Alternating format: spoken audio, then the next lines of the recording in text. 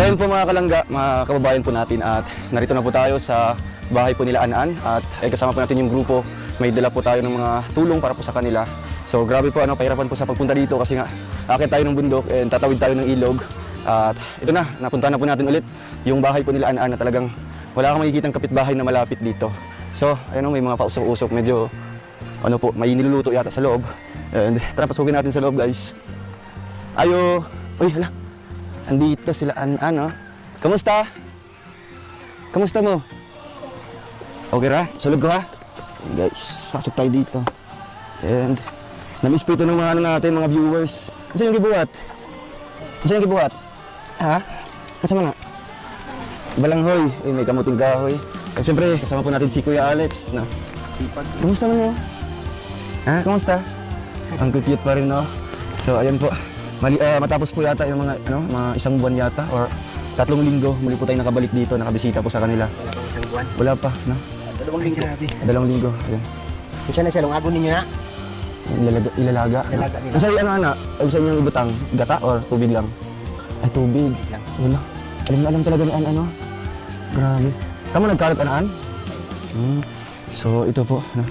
Kababayan po natin, and lagay natin ito yung microphone. Para makausap natin ng maayos po sila. Kumusta man mo dire? Kumusta man? Okay lang? So, naglalaga sila ng kamuting kahoy. Ayan, si An-An. Kanina itong mga award, An? Ay, si April Joy. Oh, grabe. Achiever. Ay, guys, si April Joy. Ito si April Joy. April Joy Cabantaw. So, meron po siyang certificate of recognition. Yung isa naman, kay April Joy naman, of Kindergarten Lily for being achiever ulit. Ay, grabe.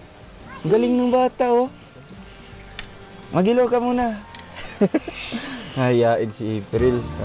At ito naman ay mga award ni An-An. Ayan, guys, oh. Perseverance, leadership. Ay, grabe. Talaga makita natin sa kanya, no? Makikita natin sa kanya yung leadership skills, no? Niya. Talagang oo. Na isa sa buhay, di ba? Kumbaga, in reality, ganito din siya sa kanyang mga kapatid, no? Tumatayong magulang po. Grabe, first grading period.